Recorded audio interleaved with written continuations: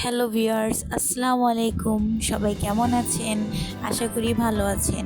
আজ আমি আপনাদের সামনে একটি নতুন রেসিপি নিয়ে এসেছি, বাচ্চাদের স্যুপ রান্না করা। আপনার বাচ্চাকে 6 মাস থেকেই 7-8 বছর পর্যন্তই এই স্যুপটি দিতে পারবেন। আর রাতে এই স্যুপটি দিলে সবথেকে বেশি ভালো হয়।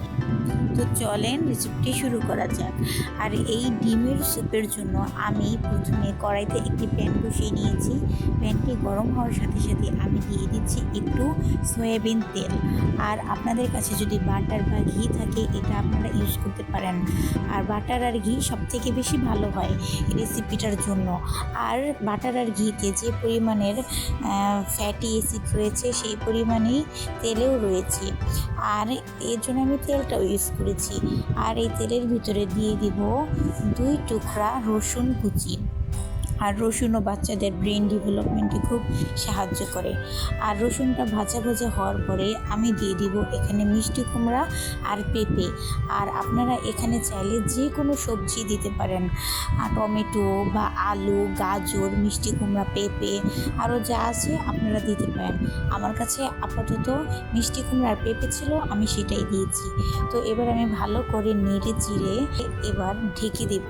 তো এটা হালকা ভাজা ভাজা হওয়ার পরে আমি এখানে কিছু পানি মিক্স করব। না খোলার পর আমি দেখলাম আমার এটা হালকা ভাজা ভাজা হয়ে গেছে। তো এবার আমি এটার ভিতরে পানি মিক্স করব। আর পানিটা একটু বেশি দিবেন, যেহেতু স্যুপ রাখবেন একটু স্যুপে পানি হলে ভালো হয় আর এই সবজিটা সিদ্ধ হওয়ার জন্য। তো পানি দেওয়ার পরে আমি ঢেকে দিলাম। এরপর আমি নিয়ে নিব একটি বাটি। আর বাটির ভিতরে নিয়েছি সামান্য পরিমাণের পানি।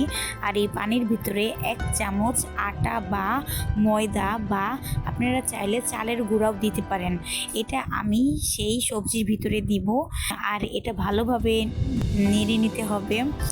তো এটা নাড়ার পরে আমি আমার ওই সবজিটার ঢাকনা খুলে দেখব সবজিটা সিদ্ধ হয়েছে নাকি। তো সিদ্ধ হওয়ার পরে আমি দিয়ে দিব। তো আমার মনে হচ্ছে আমার সবজিটা সিদ্ধ হয়ে এসেছে। তো এবার আমি সেই গুলিয়ে রাখা আটাটা ধীরে ধীরে দিয়ে দিব আর নেড়ে নিব। আর আপনারা এই আটাটা গুলানো ছাড়া ভিতরে দিবেন না, তাহলে আটাটা দলা বেঁধে যাবে এই গরম সবজির ভিতরে গিয়ে। তাই আগে থেকে গুলিয়ে তারপরে ভিতরে দিবেন আর সাথে সাথে নেড়েও নেবেন।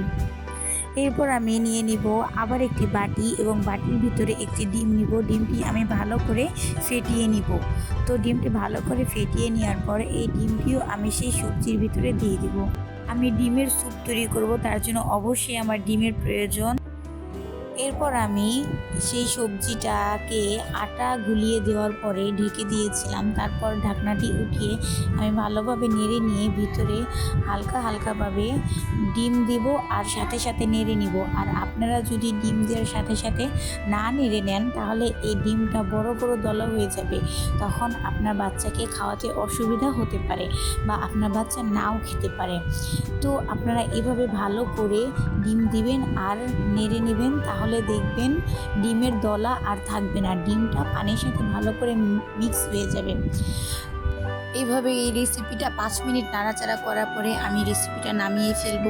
আপনার বাচ্চা যদি চাবাতে পারে তাহলে এভাবেই সবজি আস্ত রেখে খাওয়াতে পারেন। আর যদি আপনার বাচ্চা 6-7 মাস হয় বা 1 বছরের নিচে হয়, যদি চাবাতে না পারে তাহলে আপনার বাচ্চাকে এই পদ্ধতিতে খাওয়াবেন আমি যেভাবে ম্যাশ করি।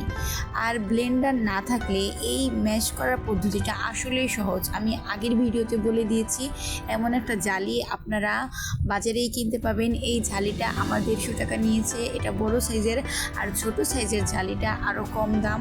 তো এই জালির উপরে আমি এই স্যুপটি ঢেলে দেবো। এরপরে নিচে একটি বাটি রেখেছি আর আমি উপরে চামচ দিয়ে এটা ভালোভাবে ম্যাশ করব। আর দেখবেন ব্লেন্ডারের মতন এটা অনেক বেশি ম্যাশ হয়ে টিতে পড়েছে।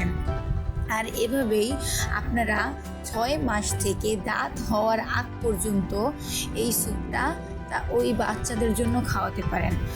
আর বন্ধুরা, আমার এই রেসিপিটা ভালো লাগলে আপনারা অবশ্যই আমার ভিডিওটা একটা লাইক করবেন, কমেন্ট করবেন এবং সাবস্ক্রাইব করে আমার পাশে থাকবেন।